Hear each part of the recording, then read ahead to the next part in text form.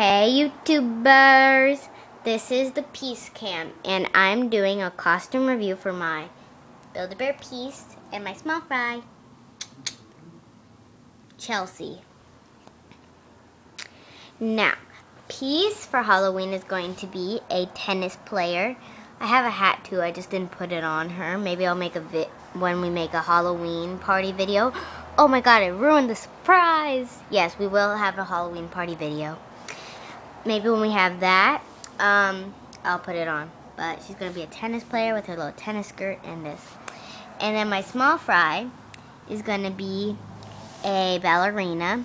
Yeah, they do have a pumpkin costume, but I didn't get it. So I decided to make my own outfit. And if you have an American Girl doll, you can always just take some of the costumes. Sure, they're a little bit loose, but you can sew it up maybe in the back or staple it for temporary. I don't know. It has ballerina shoes, but like I can't find the other one. I'll show you it though.